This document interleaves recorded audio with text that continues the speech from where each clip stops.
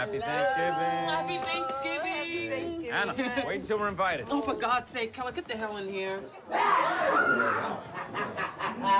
What? He actually sings in the shower.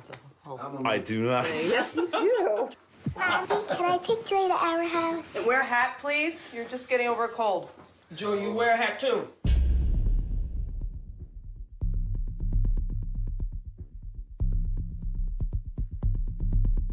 Where are your sisters? I can't find them. Anna? Joy?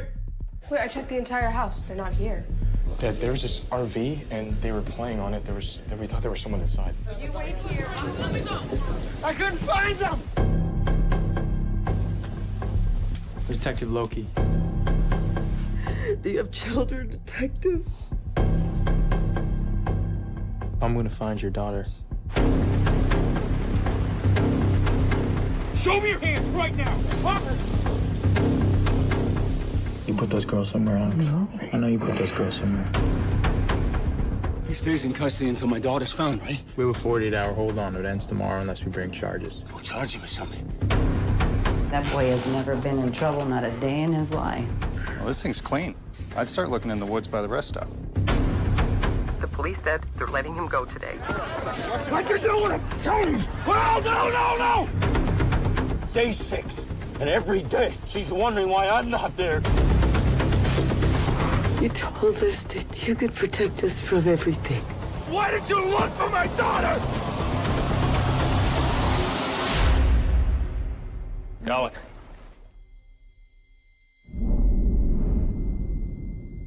What in the world did you do? Someone has to make him talk, or they're gonna die. We're not gonna help Keller, but we won't stop him either. Let him do what he needs to. I know you know where they are. Where's my daughter?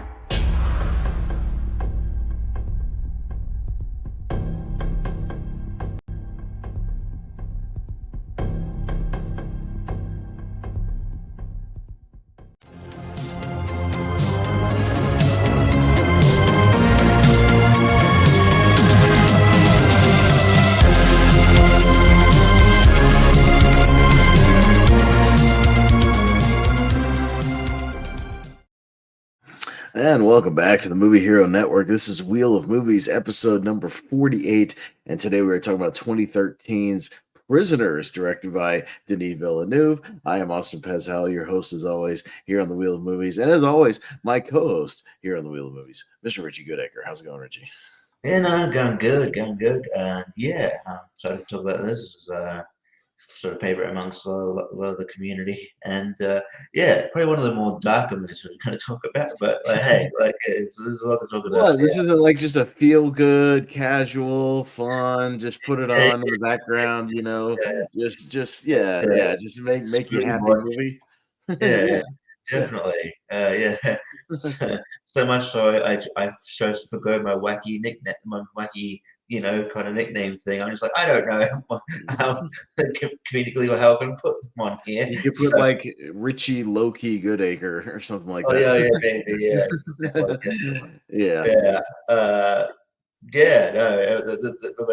It's really good. We'll get into it, but it's a hell of a ride. That's all I'll say. And I don't know that Denis Villeneuve. He's whatever happened to that guy? I don't know. I think he'd be good for a Bond movie. I'm just saying, I could maybe see that. This one's got some thrills and chills, and we'll talk about Mr. Villeneuve. But yes, we are discussing 2013, as I said, Prisoners, directed by Denis Villeneuve, who you might know for a lot of things he did after this. This is his first. By the way, he's a foreign director. This is his first English language movie that came out with Prisoners here, and then he had another movie that came out the same year that he had already filmed, but came out afterwards. That movie Enemy, he also did with Jake Gyllenhaal. Have you seen that one? Came out the same year. He then 2 years later does Sicario, which is my favorite movie of his. I love Sicario. It is one of my favorite movies of the 2010s. What's that? Oh, geez, Yeah. already. So yeah, Sicario. Then he goes on to Blade Runner 2049, which I, in my personal opinion, find better than the original film. And then yeah, he did these two little movies. You might have heard of him in the last couple of years called Dune and Dune Part Two. So yeah, he's had some success. Yes, he's currently in talks potentially for a new Bond movie. So I am all for it. I think what he's done with the Dune movies has been pretty great.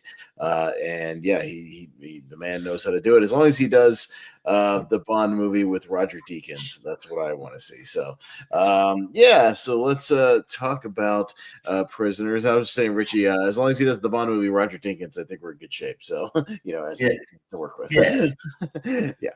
Definitely shoot it with him, and you'll be good, which he did for this movie, by the way.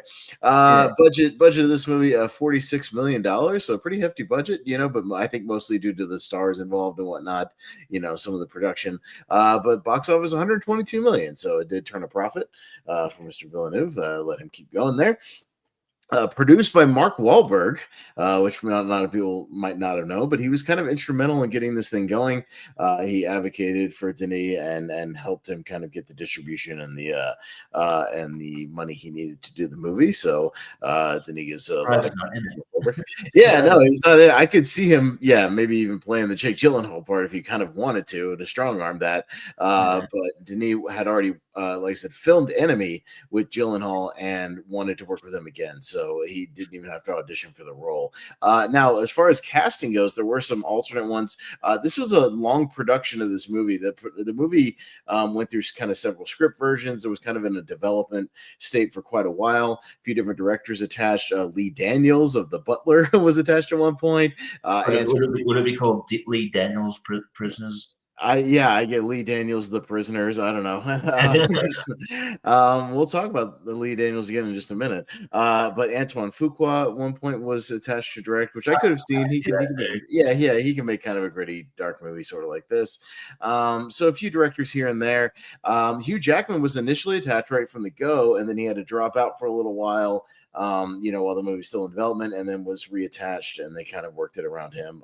But Denis really wanted to work with him in the lead of that. Although during that downtime, they considered and got really close to shooting it with Leo DiCaprio, which I could totally see in the Hugh Jackman part. Like, I think, DiCaprio is great. I mean, you could totally see him kind of gruffing it up and, playing a distraught dad or whatever, playing the anchor. Yeah.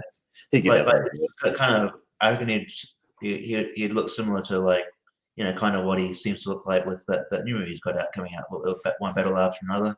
Yeah, a little bit. Yeah. So he was attached at one point. We also had, and considered at least, and auditioned for it, although he was pretty set on Gyllenhaal. Ryan Gosling auditioned for the Detective Low-Key part, which I could also see it. Yeah. And would end up working with Gosling, obviously, on Blade Runner 2049. He was a fan, so they did eventually work together, of course. And then it didn't say what he auditioned for, but a young Timothy Chalamet audition for this movie. Now I could actually see him maybe auditioning even for the Paul Dano role. I could kind of see it. Role? Yeah, would he be of that age at the time? Yeah, he was 18 or so. So I mean, you could see that maybe either that or the son. The Dylan Minnette part. Yeah, the son's pretty. I mean, it's right. The son's not really. Yeah, I mean, it could be. I mean, it wasn't that much. I didn't realize. I guess walking into it, I didn't realize that. Because when you watch it, some people, when you watch an older movie, some people become famous afterwards. You're like, oh, that's the son's the dude from Scream 6 and 13 Reasons Why, and he's actually and I remember. Yeah, Dylan Minnette was in Goosebumps, like that movie, which I remembered him from. I've always thought Dylan Minnette reminded me of like a Hemsworth brother, but not quite. He kind of has that same structure. But yeah, there's a couple people. We'll talk about the cast, that I kind of forgot were in this movie, and then maybe we didn't know at the time, but Minnette's definitely one of them. So that just a few casting things. The movie initially received an NC-17 rating, which is like a death knell, so you have to cut it down. I don't know why though. Like, this movie doesn't. Did he beat up Paul Dano a bit more than he does? Maybe because it might have just been some of the. Sometimes the ratings board is weird with like tone. I remember the director of American Psycho. I forget the lady who directed American Psycho said she had a problem with the ratings board because they objected to the tone of the movie. It was like weird. They gave her like an NC-17. It's very strange. So. But like, it's not really.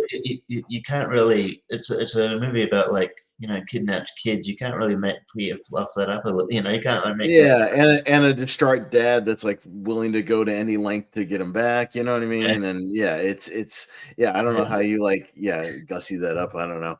But yeah, the ratings boards are weird sometimes. But they made a few minor edits. It might have just been some of the graphic depictions and some of the bloody stuff, things like that. So we'll talk about it. But yeah, so I don't have a lot of pre-production. That's mostly what I could find about the movie.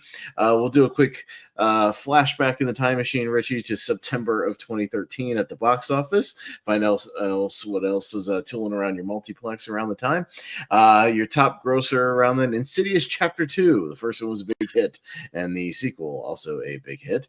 So Chapter 2 doing quite well. I think that's a series, by the way, that needs to take a break. I'm kind of over those. Yeah, I feel like maybe after 2 it dropped off. It must have dropped off significantly because I'm pretty sure Red Door bombed. But I think that. But even though it like technically bombed, I think it still technically made money. Like I don't know, it's weird. Like those movies are made for like $10 million, so they, I don't know. Yeah, I tapped out after like the third one. I'm done with the series at some point. Yeah, then that series is run out of steam. I don't know how many times you can go into the further or whatever they call it in that movie. I'm over it. So I just talked about Lee Daniels, but Lee Daniels, the butler, was doing well at the box office. I'm sure he would have casted Oprah, somewhere in this movie. And Viola Davis would have been Oprah. She would have. I can actually see that. I can see that. But you got Riddick, the third in the Pitch Black series, which is a good movie, by the way, starring Batista. Yeah, with Batista in there. Prisoners was the fourth top grossing. We're the Millers, the Jason Sudeikis, Jennifer Aniston comedy. Which is not bad. I haven't gone back to see it, but I remember it being okay. Cloudy with a Chance of Meatballs 2. Planes, if you remember Planes, the sort of... I do remember it. They got Dane Cook in it. Kind of like, not really like the Car spinoff, but kind of the Car spinoff, Planes that seemed like a straight to DVD movie that they put on theaters. I believe they did too. It was the Planes Fire. It was a Planes Fire. It's like Fire Rescue or something like that. Yeah. Got the One Direction concert movie, This Is Us, which is directed by Bob Spurlock, who did Super Size Me. Yes, he directed a concert movie, and then just a few other movies of note. That were kind of leaving theaters. But you had Elysium, the Neil Blomkamp movie. You have open the same day as Prisoners was Rush, the really good Ron Howard, Chris Hemsworth movie. That movie's really underrated. You should check it out if you haven't. The World's End, which gets better every time I watch it. It's pretty great. We just talked about that because JPF said he watched it like today or yesterday. Yeah. And if you remember The Mortal Instruments, the big bomb. Oh, that movie sucks. That movie stinks, and it was a huge epic bomb. So there you go. A few things around the box. A few things of note. A lot of just kind of movies maybe we've seen, but not a lot of people were talking about. Overall in this day and age. But let's get into this one. So Richie, do you remember the first time you saw Prisoners? Did you see it in the theaters? And maybe sort of your history with Mr. Villeneuve as a director. Yeah. So I saw this in the theater when it came out. I think at the time, me and my friends would go watch the thing at the theater, and then I think there was a bowling alley next to it, so we'd do that and then go bowling when we were in the league, and then so that was just our routine for like a week. And so we watched Prisoners, and I'm pretty sure this was my first Villeneuve. I sort of go back and watch a couple of like foreign movies, but yes, my first Villeneuve, and then.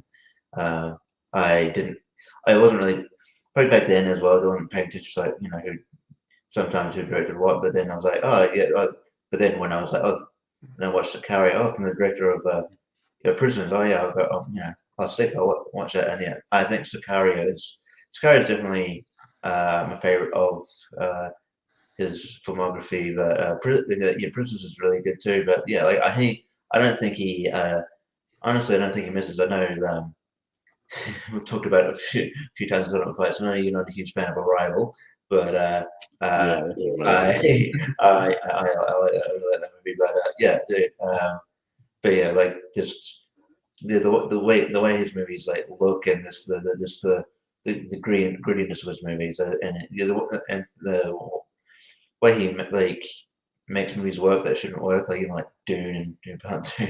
So I'm looking forward to Dune Part Three, which should be called Dune Messiah, but it's called Dune Part Three. But that's another thing. Well, I think it's just so they don't. I think I don't mind it calling Dune Part because it is going to be a Dune Part 3. It is a straight continuation. So it's not like wrong. I think it's just so that maybe casual people don't get confused for like a spin-off movie. Yeah. Which I could understand, like maybe the studio logic behind that of being like, people don't want to think it's just some spin-off, whatever, or some side side quest movie. It's like you might as well just call it Dune Part 3 and just complete the trilogy. It's like the tie to like that TV show that they do about the Dune prophecy or whatever. Yeah. So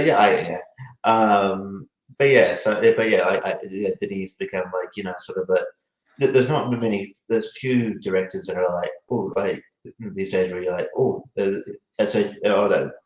it's like an event when almost like an event when he's like directing like okay I'm locked in. He's gonna movie out. I've gotta watch it because he's directing kind of thing.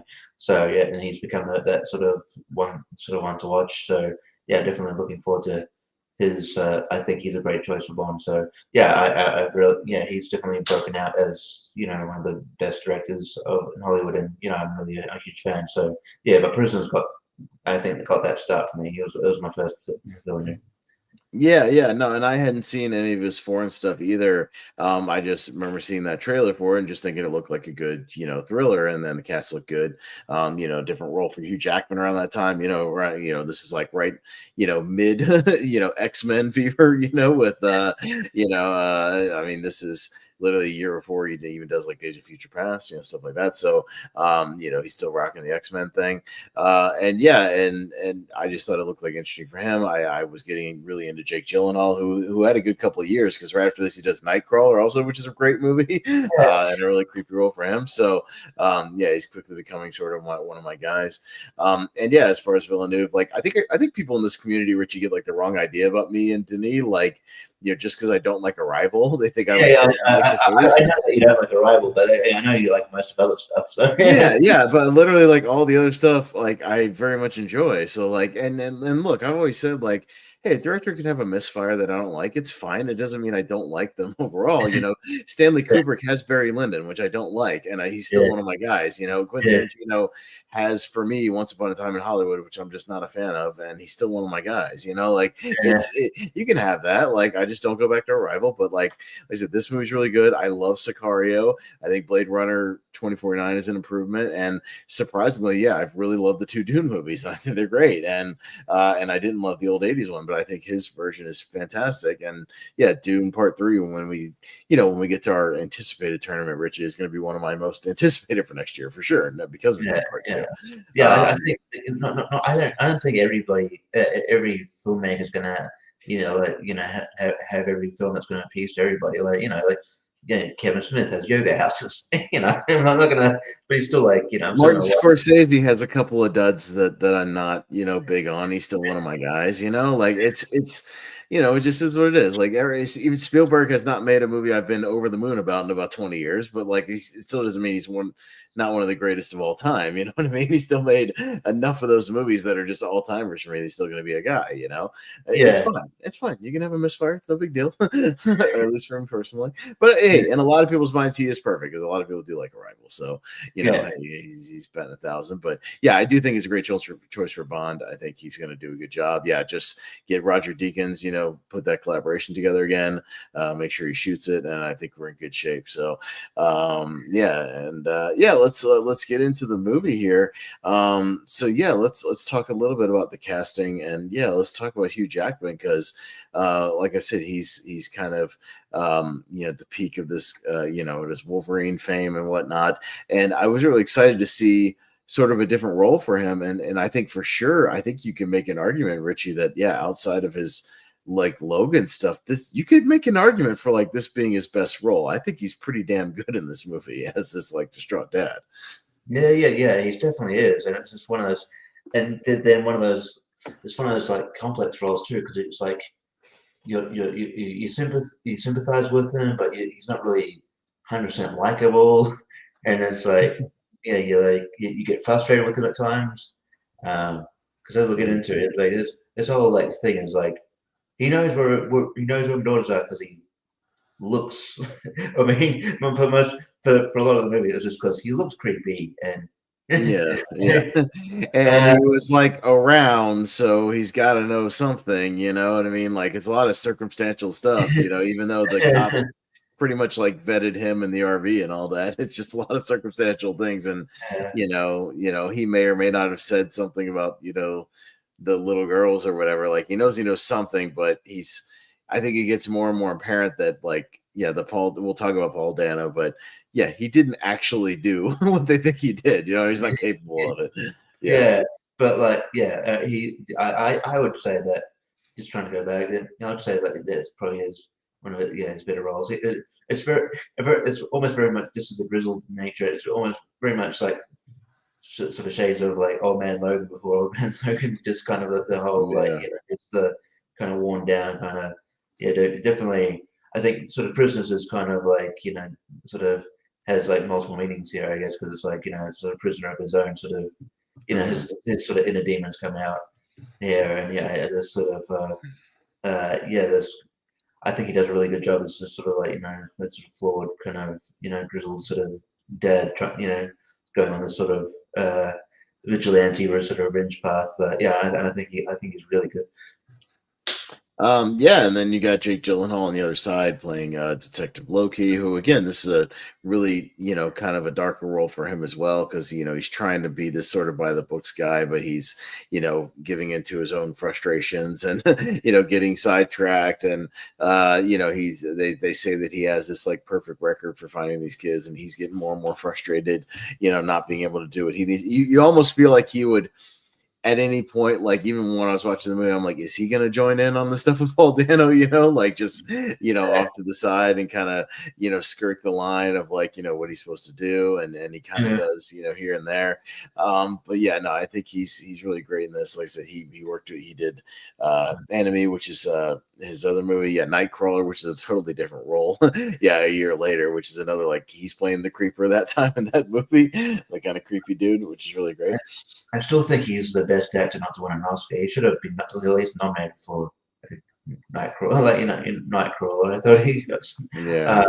But I think he's the best actor not to win an Oscar at this point. At least one of them. Because he's always one of the best of what he's in, even if the movie's not, around him's not great. But he's fantastic. So. I think he fits in the role pretty damn well. By the way, his upcoming movies, he's got 2 in 2026. He's going to be in The Bride of Frankenstein movie, directed by Maggie Gyllenhaal, his sister. So that's gonna be funny. That'd be weird. Interesting. And then he's going to be in the next M. Night Shyamalan movie called Remain. So interesting. So that's pretty good. But by the way, I was looking at his Wikipedia. He had a very busy 2015.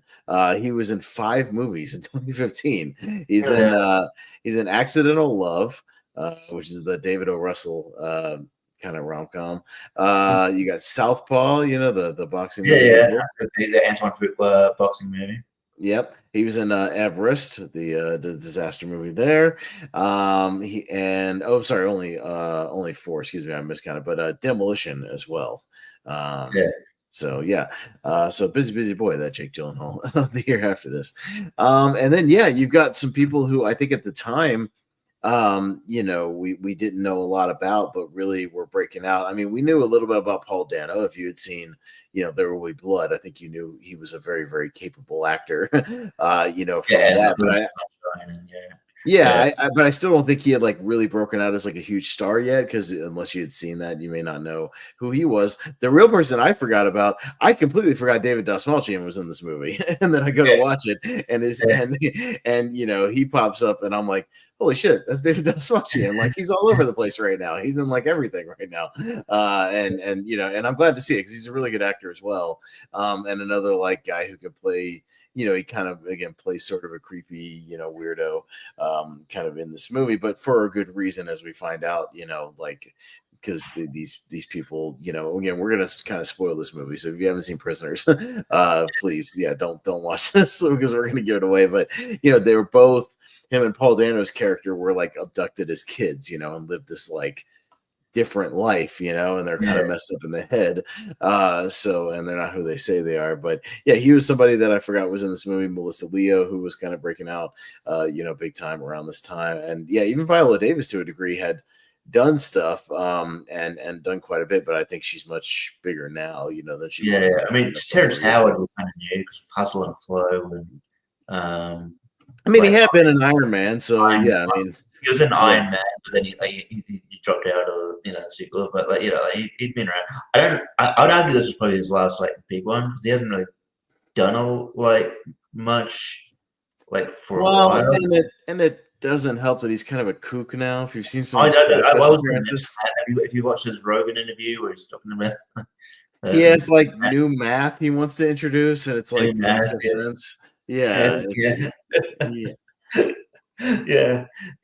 So yeah, he hasn't done much, but yeah, he is really good in this. But yeah, like I think he kind of more broke out, I would say, in the sort of, I mean, he'd been around for ages, but he probably broke out in the mid 2000s. But yeah, that's probably the last big role I saw him in. Well, this is a big year for him. He's got quite a bit in 2013 and 2014. You know, in 2013 he had this. He was in The Butler, the lead in we talked about. He's in a movie called House of Bodies, Dead Man Down, segment of movie 43, and The Best Man Holiday. So he was all over the place. And then even in 2014, he's in he married to a documentary called Take Me to the River. He's in Sabotage, the Arnold Schwarzenegger movie that's not very good. Lullaby and St. Vincent, and then it sort of cuts down a little bit after that. St. Vincent's good. Dead Man Down, by the way, WWE film. I think it's got Wade Barrett. A Dead Man Down. Yeah. Okay, I gotcha. So yeah, he's breaking out. But yeah, I mean, you know, good solid cast here. And yeah, let's get into the actual movie. And I think one of the interesting things about this movie that you know, that really hooked me in was kind of the atmosphere of this movie. And I think that helps a lot. Yeah, well, that's what Roger Jenkins kind of brings to it. I did read that they wanted to use a lot of natural lighting and natural sort of rain effects and things like that. They wanted to make the movie look kind of foggy, you know, and like kind of dreary, you know, which sort of you don't get a lot of like sunny scenes. Like the only sunny scenes you get are like right at the beginning, and then everything else, it kind of, you know, gets all foggy and grody and kind of, and then the snow kind of starts falling and everything gets kind of dark, you know, and it kind of adds to it. Yeah.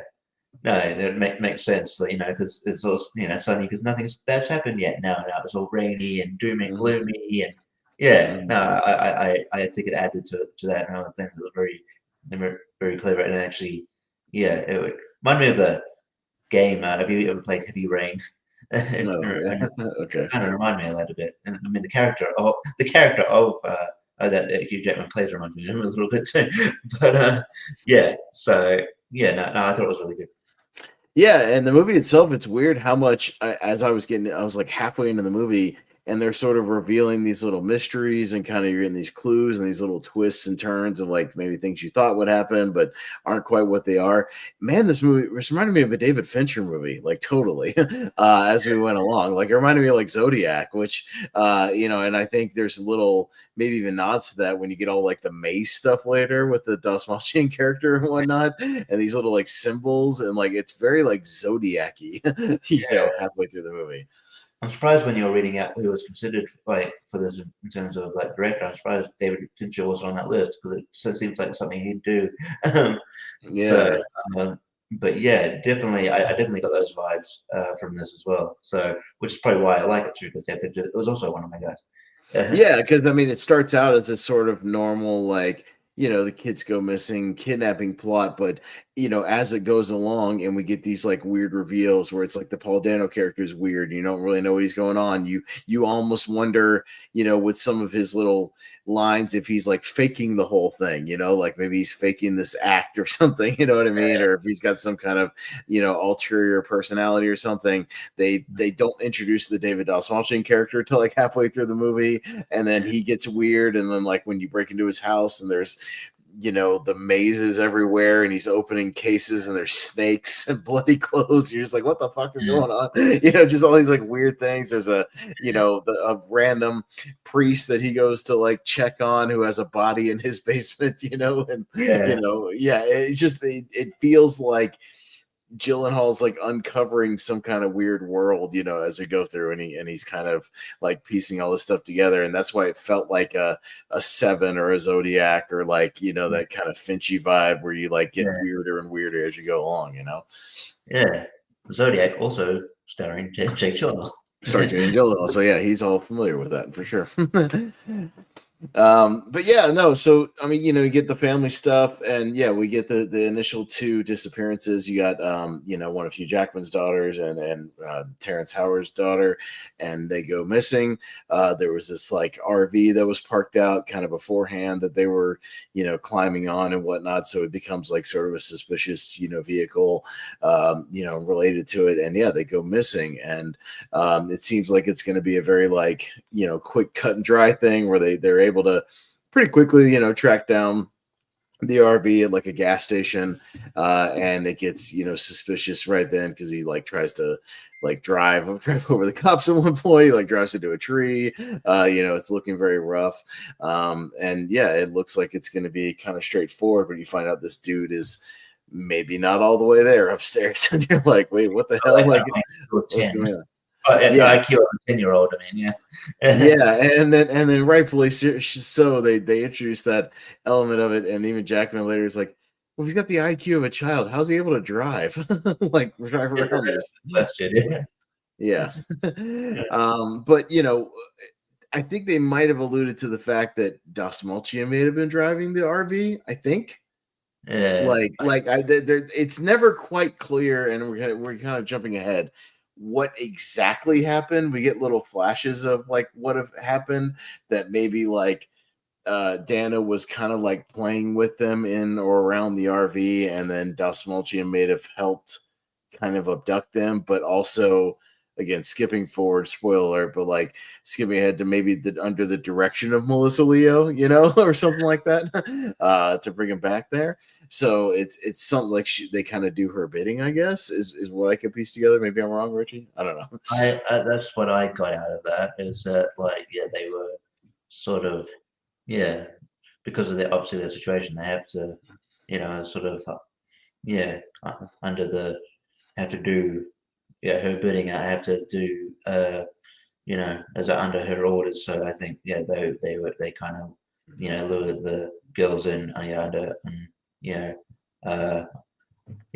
but basically they're under her thumb. So I think that was a series of events that were sort of in my head that kind of played out. So that's how I saw it anyway. Mm-hmm. Yeah, no, and then Loki kind of takes the case because he responds to the actual RV thing, and he's a detective, so he kind of and we hear that he's pretty good at what he does. He solved some of these cases before, and he's done a good job. So he gets assigned to it, but again, it gets kind of weirder and weirder as it goes because they don't really have anything to hold Dano on. They don't have any fibers or DNA or anything like that. And it's where it's like he's sort of getting at the start because he's like obviously. Hugh Jackman's very narrow focus on the one dude because he was in the RV. I was just like, but he's got nothing on. It's like, but hold him. He was there, and he look. I don't know. He's got no real reason to hold him. It's like looks weird. I don't know. He's weird. I got a feeling about him or something. You know, you just got to do it. You got to hold him. Yeah, just anything you can. Got to arrest him. Have you arrested him yet? Yeah, no. Just every time he has an interaction with Gyllenhaal, the rest of the movie, it's just like, have you arrested the guy yet? Have you found my daughter yet? You know, thing like that.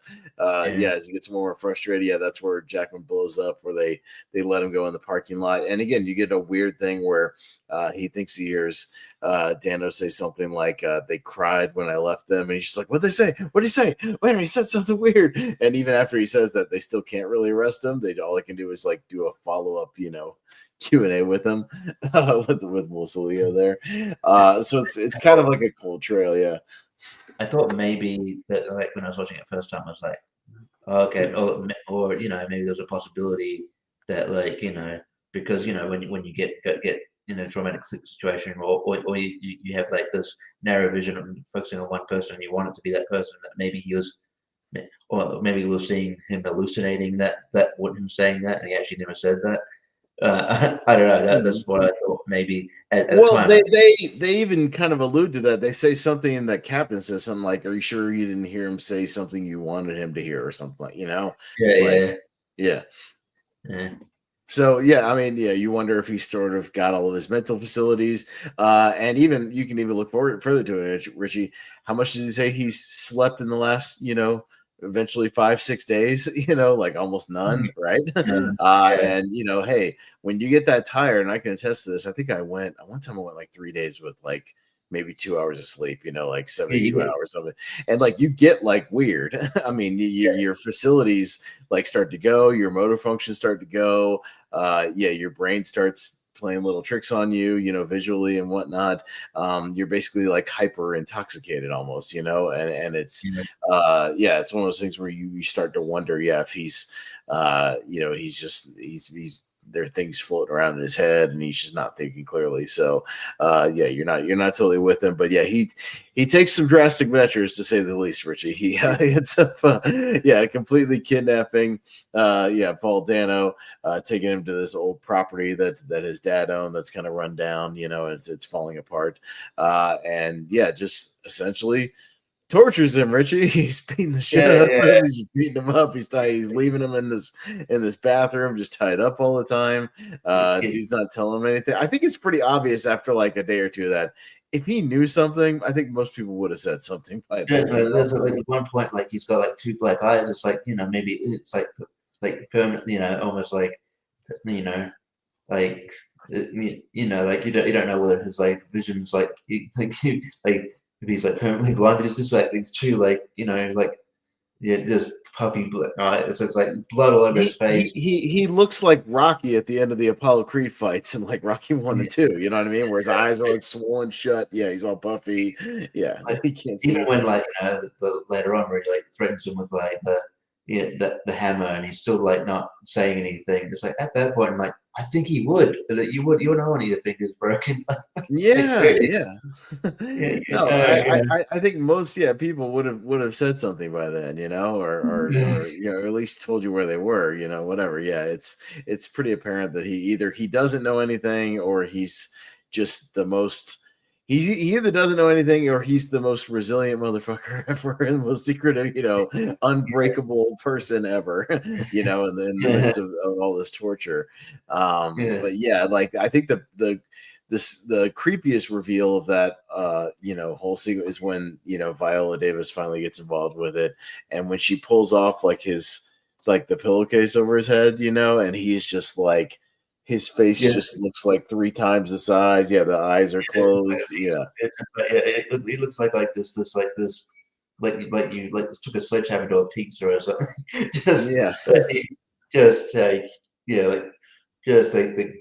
Just mangled. And he was like, holy shit! Like after a while, you're like, okay, that is you're definitely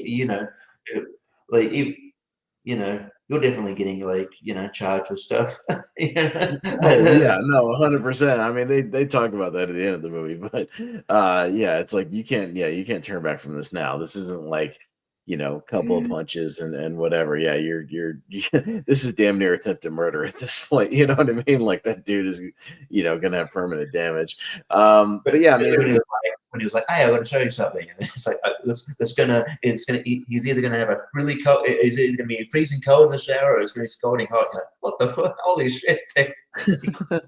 Well, and I got the idea, I'm sure in the theater and even rewatching this because I didn't remember a lot of this movie, Richie. Like I saw it the one time in the theater. I didn't remember most of the back half of this movie, so I didn't even remember like who actually did it or like what happened. So it was almost like a fresh viewing. I didn't remember most of the stuff.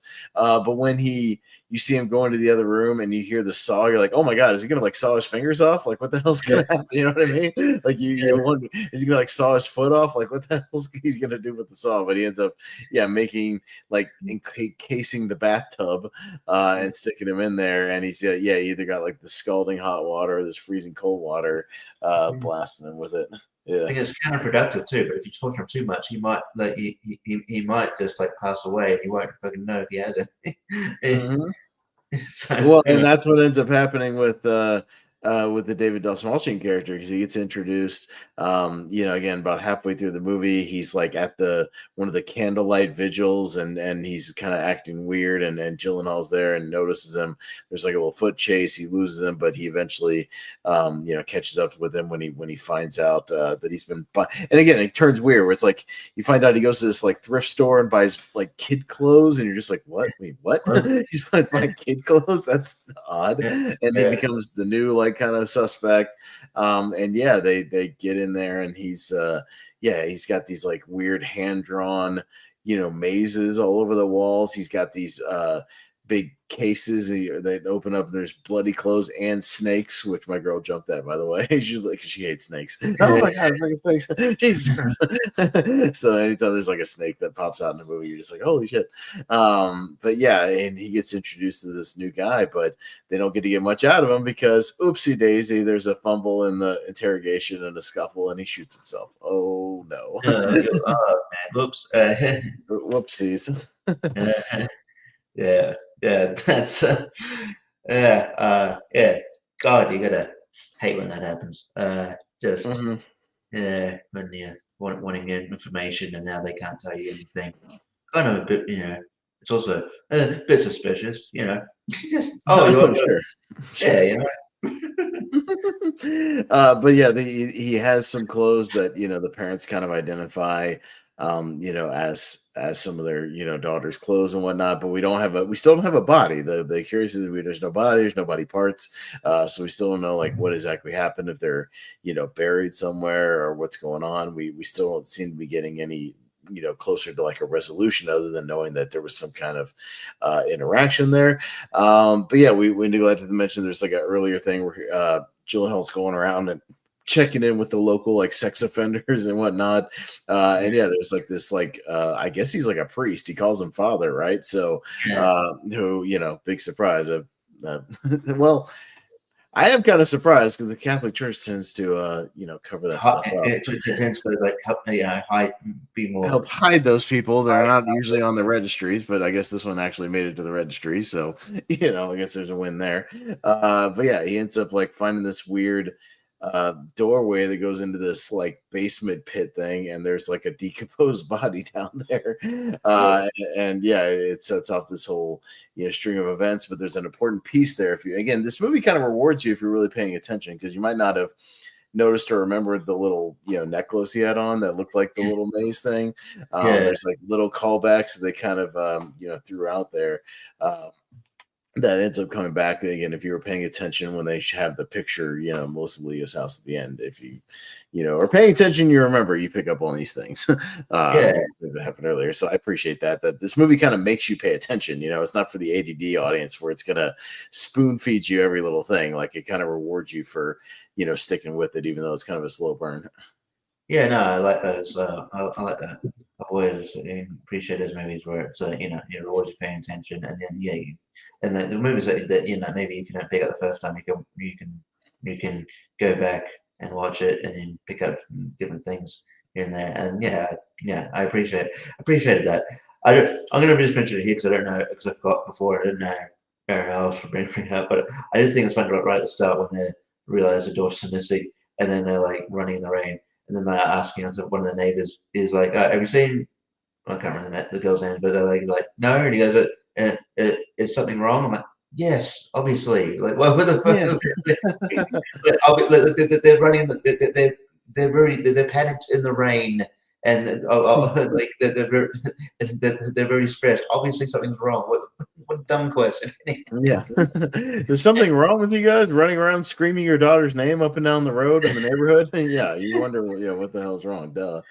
But so I mean, we seem to be kind of stuck. The case isn't really going anywhere. Dano's still tied up in a bathroom, and nothing's happening. We're on day 5 or 6 or something like that. So he's wondering if they haven't had any water, they could be dead by now. If they're just sitting in a room somewhere, or sitting in some pit somewhere, they might be dead. So yeah, we're not sure about what's going on. But the case finally kind of takes a turn when one of the daughters shows up, and she turns up that she's been found, but it's Viola Davis's daughter, not Hugh Jackman and Maria Bello's daughter, and she has kind of little visions of what happened. She's she's starting to reveal a few little things, but even then, a lot of this movie is sort of it's my only criticism is Jake Gyllenhaal kind of stumbling into things throughout the movie, not so much maybe intentionally, but just kind of stumbling into stuff. He just happens to go to the Catholic priest's house and notice the fridge is kind of covering up a door, and then kind of happens to find the guy, which comes back later. And a lot of movies are about happenstance and kind of stumbling into things, but it just sort of is what it is. But, because if he wasn't looking, if the daughters hadn't gone missing, he wouldn't be going to. There wouldn't be any need to go to the priest's house, and therefore there wouldn't be therefore the dead body wouldn't be uncovered. And so and and if he hadn't have been at that candlelight vigil that night, he wouldn't have seen David Dastmalchian tooling around that thing, you know what I mean? And then he wouldn't have become a person of interest, you know what I mean? If he just happened to not be there that night, at the candlelight. Yeah, a lot of it's kind of little happenstance here and there, but it's a movie. You kind of get over it. If I'm enjoying the movie, I can look past that stuff. When you kind of break it down, it's a little bit of with that, and how do you not, I mean, so Paul Dano's a person of interest, but we're not fully searching the aunt's house, where he lives on occasion. It feels like they kind of breeze through that very quickly, and we don't really look around a whole lot around the house. It takes him a while to realize, oh man. Oh, Paul Dano's been missing for a while. I wonder where the fuck he and then for him to go, for him to he doesn't immediately go hey, maybe the guy who attacked him in the parking lot and who wants answers might have something to do with that, and he didn't have to follow him himself. He could have sent another undercover guy to follow him around, you know what I mean? Not him, in a regular car to maybe just, and he does that. So he decides to park in the middle of things. So right behind it, right in front of a truck. He's like, go around. Yeah.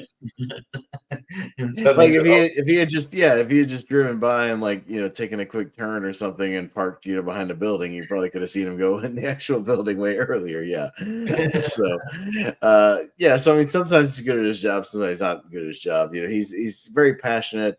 He's very good at sort of doing interrogations and putting pieces together. But he's not always maybe the most subtle guy out there at doing what he needs to do, but it's all right. I can ignore some of that if I'm enjoying the movie. If the movie's working for me, clicking for me, and it really was. I was getting sucked into I didn't know where it was going. I've forgotten where it kind of ends up, so I was kind of invested, in the mystery. But and we finally get some sort of revelations there that with the girl. We find out that there's a little piece of dialogue where Paul Dano says he's not Alex, which is a thing that he's a different person. He's assuming sort of this identity that Melissa Leo gave him, in that sense. And also Dastmalchian wasn't kind of who he said he was either. That they're not.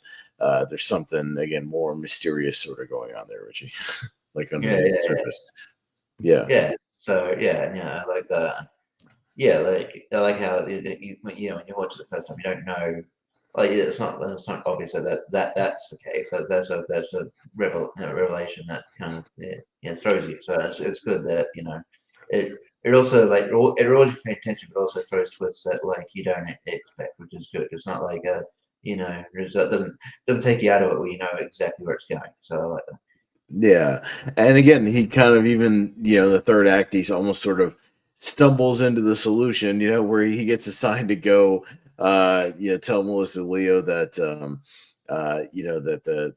that Dano's kind of bad. They found him, he obviously found him in the bathroom thing. And he's, I'm assuming, at the hospital getting treated for his injuries, obviously. So I'm sure he's pretty mangled at this point.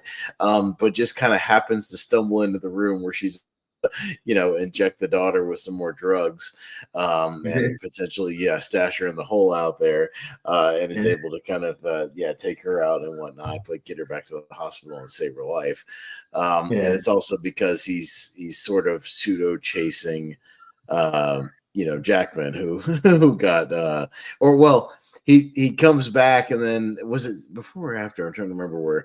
Jackman goes running, and he kind of disappears because I guess he's trying. Oh, that was before, because he was trying to get rid of the evidence, maybe with Dano at the place, and he expects that. He's trying to get rid of the evidence. And then he runs into Leo, and then he tells him, he basically leads him into a hole with a whistle, and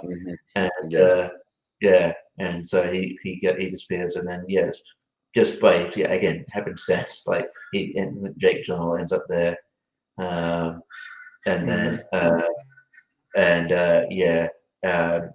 that's when it uncovers uncovers like her involvement and everything. But again, like if he hadn't been there, it probably again would have taken him probably a lot longer to realize.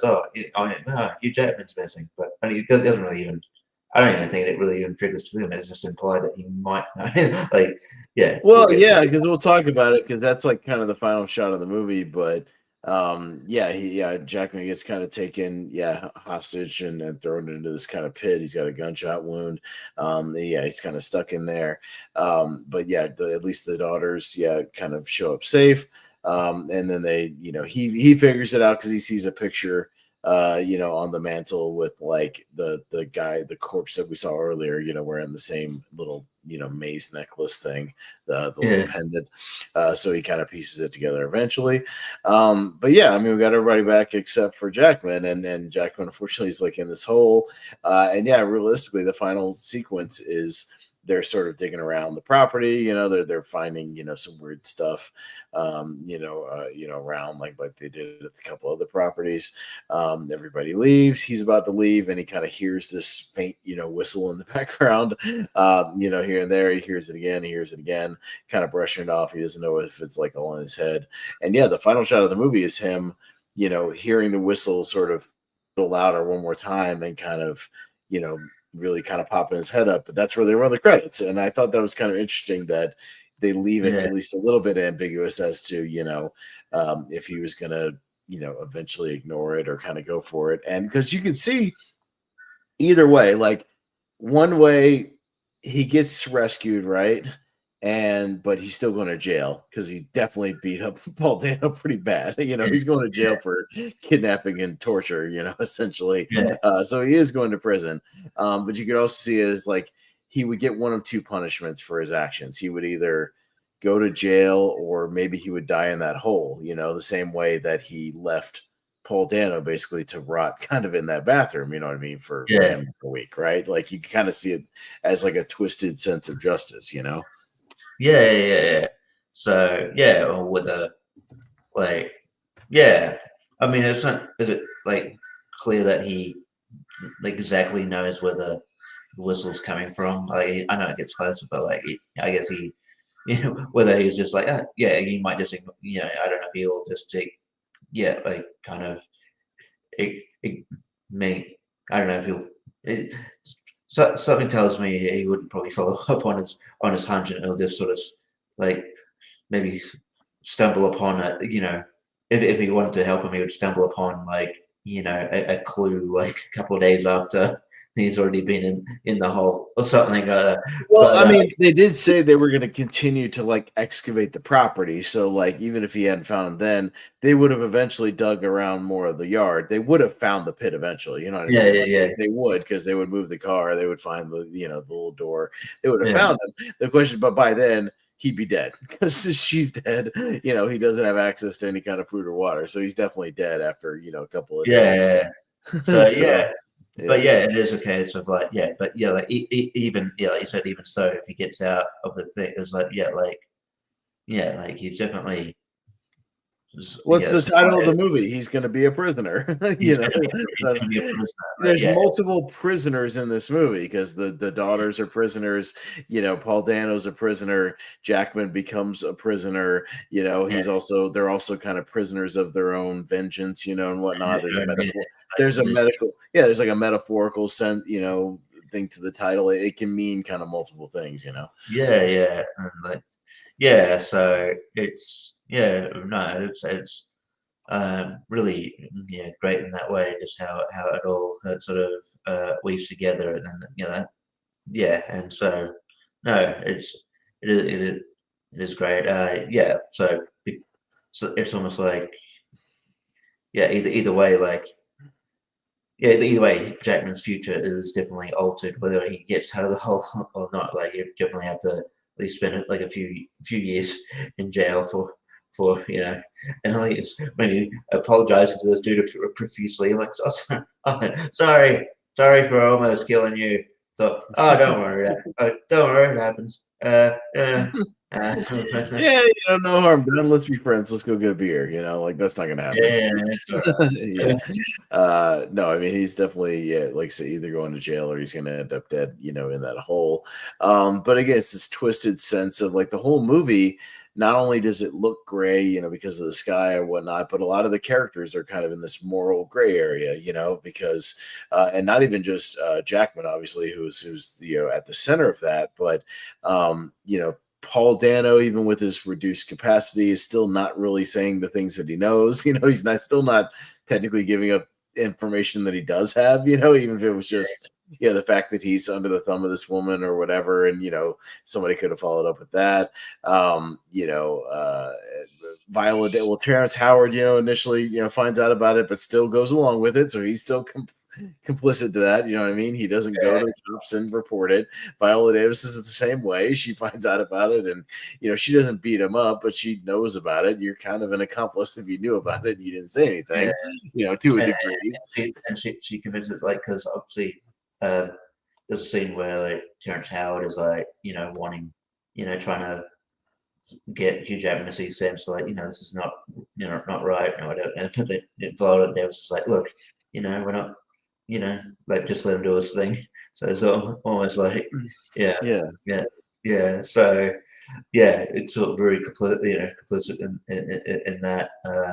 It's probably, you get the sense too, like, that the marriage between Howard and Viola Davis isn't the greatest, isn't the strongest. So there's prisoner in that too, that they're not that exactly the happiest couple in the world. Well, even Jackman and Maria Bello, to a degree, you get an inkling that like they do have a decent family dynamic, but maybe he's also more obsessed with all the doomsday prep stuff, that we didn't really touch on that much, maybe then, he that a lot of his attention and his work, and whatnot, or even his money to a degree, because they say they can like barely afford the mortgage. Well, yeah, probably because you're constantly doing doomsday prep in your basement, you know what I mean? And buying all these like supplies and things for some kind of cataclysmic event that may or may not happen too, as well. You know? I guess maybe if I had like one like small cruises, I just thought maybe given given they're part of the family too, I thought maybe his name, like I keep getting his name, but we just talked about him, the dude from the dude from Stream 6 and 30 Reasons Why. Dylan Minnette, yeah. I just thought the son and daughter, the kind of that weren't. I thought they'd have more involvement in like kind of trying to seek justice. They really were sort of just And like they're just ancillary characters. They're just kind of there. Yeah, they might. just You kind could of there. probably cut them out of the movie, and it really wouldn't make much of a difference, other than the fact that they weren't watching the girls like they were supposed to. That's really about it. You know what I mean? So, yeah, Yeah, that's it's but like I there's just feel not like much to do. brother or sister, you'd go out, you'd be out more looking, like, looking more, and I just feel like they didn't really show that, and I don't know, they could have involved maybe the son with maybe with with the Paul Dano dynamic of with like, hey, maybe I don't know, maybe he tries to convince me, hey, don't do this, or I don't know. There could have been something there to involve more. Just because it's just weird. It's weird that they were kind of just there. Yeah, his only real significant scene is he kind of has a tussle with his dad, with Jackman, after he's, accuses him of just going out drinking or whatever, but he's also like pretty quick to be like, what? You saw a bloody picture. She's dead, Dad. It's over. He's pretty quick to like want to move on from this. The fact that yeah. may just be dead. He's a little too quick to just like not even really acknowledge that to a degree, Yeah, so I just it would have been either take the characters out or just flesh them out a bit more, because even the Turtles don't seem to, like, that like a whole hell of a lot. Didn't seem to, like, the only other, like I there was parts where I forgot that she was even in the movie until, like, there was one point where she was like, they were like, like they came home, and it was like, it's like, oh yeah, that's right. Like, oh yeah, and then they're calling for him. Like, "Oh, they got him. Oh yeah, that's right. They got another door. They got another door." She was like, yeah, yeah. I'm like, and then like they scolded her for leaving her alone or something. I'm like, oh yeah, that's right. But yeah, I was just like, yeah, you could have taken, you could have just had them not have a daughter. It would have been fine. Yeah, no, I mean, they don't really add like a ton to the plot, so you probably could have like cut the characters all together, and it really wouldn't be that big of a deal. But yeah, still, it's fine. But yeah, I mean, that's kind of, we touched on most of the movie. I know we can't go into like super detail in this 2.5 hour movie. We're trying to hit kind of all the main stuff, but it's also a movie that I think maybe is still kind of under talked about, maybe in the greater Villeneuve, filmography, because I know we've talked about Richie Howell. This movie gets talked about a lot in like our community, but I feel like in the greater film community, I don't know if it comes up as much. It seems like, as some of the other film stuff. community, they'll just talk about. I feel like the main Denis movie, like Sicario to a bit, but obviously just, I think it's just mainly Dune. And Dune and Blade Runner gets a lot of love. I think that Blade Runner and Arrival to an extent, but like, but yeah, it's mainly Dune, Dune and Blade Runner, I guess. But yeah, Dune definitely has sort of mainly, maybe, just for the casual audience, probably put them on the map. But yeah, so I think Prisoner sort of falls by the wayside a little bit. But yeah, definitely I would recommend. Definitely if you want to get into his filmography, you have to check this one out. This is one of his better ones, in my opinion. I was just seeing, how that we were able to vote on that New York Times like top 100 movies of the 21st century, right? I was just seeing if for whatever reason this might have made the cut. I don't think it did. I know like 3 of his other movies made this list. Dune, actually both Dunes, Blade Runner, and Arrival all made this top 100. So he's got 4 movies in there. I just didn't know. That's pretty. Still pretty good. It's still pretty good for a guy who hasn't been on the scene for that long. So yeah, no, that's still a pretty great accomplishment. So yeah, no, I'm more, pretty, again, good kid, probably got a good future, got a promising future. That guy. No, 100%. Excuse me. But yeah, no. So we'll kind of start wrapping it up there. Yeah, just sort of your overall thoughts on this one, Richie, and kind of how was this rewatch for you? Yeah, no, this rewatch is great. I realized, like, it's been a few years since I'd watched it. Like rewatched it, so it was good to dive back in, and yeah, it was yeah, it reminded me why I love this movie so much. Why I think it's beloved in this community. It's just yeah, it's just really good that everything about it like works. Just I love a good like mystery crime sort of movie, and then you don't know where it's going. It's just very Fincher-esque, which is my bag. Just and the gloomy look of it is amazing. Yeah, Hugh Jackman it's one of his better performances. I think he's got great chemistry with Jake Gyllenhaal, and yeah, just even the overall cast is really good. And yeah, it's just one of those ones where even though it's a really and I don't blame people if they don't want, given the subject matter, they don't, it's not one of those rewatchable movies for them. But just because of the way it's told and the way it is, it's going to be definitely going to be on like rotation for me, just because of the way it's the way it's told and like just the directing style and just the way it kind of sucks you in with the actual story. So yeah, I would definitely it's one of those ones where it's definitely going to be on rotation for sure. It's a fantastic movie. Yeah, no, I'm right there with you. Yeah, this was a really good rewatch. Like I said, I hadn't seen it in like probably 12 years, so much so that I had forgotten a lot of the third act stuff. I'd forgotten that sort of Melissa Leo was kind of the mastermind of it and whatnot. I'd forgotten David Dastmalchian was in it altogether, so I forgot that was like a whole nother thing where there was like a second suspect, altogether. I'd sort of forgotten just sort of where it goes, and even what happened to the daughters, just overall. So it was almost like watching it for the first time again. Most of the stuff I remembered was, in the first half for the most part. So I really appreciated, this rewatch and really kind of unraveling those mysteries. I think it does a good job of keeping you on your toes. And about every, 10, 15 minutes of this movie, they give you another sort of plot reveal or another thread of the plot. Like I said, a new character that will pop up out of nowhere, some new revelation or a dropped line of dialogue about some other purpose that may be going on. So I think the movie is really good about staying, keeping you on your toes and like getting you really sucked into kind of this mystery in this world. And like Richie said, like the overall even just look and the sort of atmosphere of this movie is just kind of dreary and depressing, but like also kind of creepy. Like it feels like the way Gyllenhaal keeps finding things that there's something creepy around every corner, in these neighborhoods. He keeps stumbling into these bigger and bigger situations.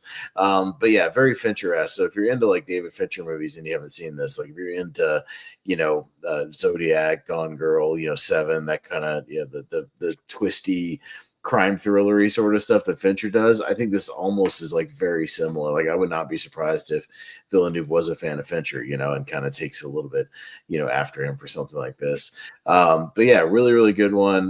Definitely, one of Denis' best. So great rewatch, man. I really enjoyed it. So I don't know if it's one I'll go back to like over and over again, just because it's a movie I want to like sit down and pay attention to when I go watch it. But now that I remember it, I can kind of go and into it next time and be a little more refreshed. But good stuff. Good stuff. That Prisoners from 2013. Yeah, good stuff from this Denis guy, who I think he's got a bright future. That youngster. Yeah. Look, keep at it. Keep at it, kid. You got something. Yeah, you got something. You can make your dreams come true in Hollywood. But yeah, I'm looking forward to Dune 3. And then I know he's they're filming right now. So hopefully we get that next December, I believe it is. So be later in the year, but hey, it's coming. And whatever he decides to do with Bond, I'm looking forward to that. And I'm sure that's already in kind of pre-development. And we should get a cast announcement soon. I would imagine. And people, even when they start doing press for Dune 3, he's going to get asked about Bond, about a million times, like in the middle of that one. So we'll get more info kind of even as the Dune movie gets closer and he's, doing interviews and whatnot. So we'll get some of that. But yeah, I think he's a solid choice. People wanted like, him or like Christopher Nolan or, somebody like that to do it. But yeah, he's one of the hot directors right now. So I think you want to kind of capitalize on that. He knows how to do, big budget franchise stuff, obviously with Blade Runner and Dunes. He's proved it. So as you get the right script, you get the right cast, and I think it'll be pretty good. So we'll see what happens here. But let's wrap it up there. Rich, we don't know what we're doing next. Obviously, we're gonna spin the wheel. Might spin the wheel tomorrow night after tournament fights and see what we got going on. Pending any other, I know we had some celebrity deaths recently, but nobody really super related to the movies. So we debated like Hulk Hogan, but we decided obviously he's more of a, not more. Way more known for wrestling than movies, and his movies aren't like the movies, but they're not they qualify, but they're like I don't know. Look, we could talk about it, but it's probably I think I think he's more in the wrestling realm, so we'll probably it would wait. It's more would wait and to compare to not someone known for acting. So yeah, and we both agree that kind of the two best movies he's in, he's not like a major part of it. It's like Rocky 3, he's fun as Thunderlips, for the 10 minutes that he's in it. But he's not the major part. And Gremlins 2, he has a great cameo, but he's not like a central focus of that movie. You know what I mean? Yeah. And he's in a total like meta cameo where it's like a movie within a movie. So and he's not like, depending what version it depends what version you watch of that, because like he's not in some people watch that and they get like was it the John Wayne thing instead it's of a John Wayne thing where there's like a Western shootout with John Wayne. Yeah, it's really like badly dubbed too. It's not very good. Yeah. So no, I think we it good first, but so we'll still wait and see what the wheel has for us next week or next time. Yeah, next time. Which will be about 2 weeks from now. So that'll be on what, the 14th or so, or the 14th. So there you go. Yeah, we'll see what the wheel has in store for us. But we've had a wide range of movies. Here on Wheel of Movies so far. We've had action movies, we've had some comedies. We had kind of 2 revenge movies almost in a row, but in a different way with Kill Bill Volume 2 and Now Prisoners. So in a little bit of a way, although this one was an ill-conceived revenge movie, the one that was ill-fated. What you got going on, man? Anything you want to throw out there?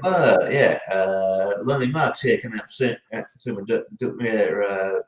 We're doing predictions for the first ever 2-night SummerSlam. It should be interesting, and I believe Jake's got like a quick little game for us too, so check that out. And then I appear on like JPO's channel sometimes doing trivia, tournament fights, tier rank, all that jazz, and I'm around, and whenever there's trivia and call outs, I'll be around from the bell. So Yeah, sounds good. No, and you can mostly find me here on the Movie Hero Network. Co-hosting tournament fights and tier ranker fights, things like that. Doing these Wheel of Movies, hosting recasts. When we do recasts, we'll try to schedule one probably for mid to late August. I think we're going to do the original Star Wars, so that should be interesting. And then do that one, so that should be fun. Next on the horizon, I'm also on the Pierce Co. Me and Jonathan Caro have our first teams match, I think, tomorrow night, so that should be interesting and fun. I'll let you know if you guys win, you're gonna verse me and Steve. Hey, nice. So that should be fun. Hopefully we do win. We'll see. And then as far as here on the Movie Hero Network, I'll be co-hosting tournament fights tomorrow night with Will Ferrell versus Seth Rogen, which I've got a bracket ready to go for. So it should be an interesting little tournament.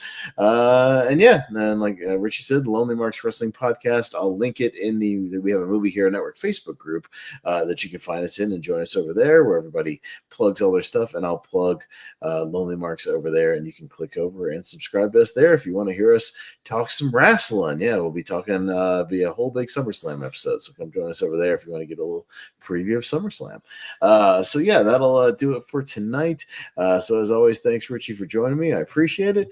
And that'll do it for Prisoners tonight. So until we rejoin you guys 2 weeks from now, I've been Austin Pezhel, and we'll see you next time on the Wheel of Movies. Bye.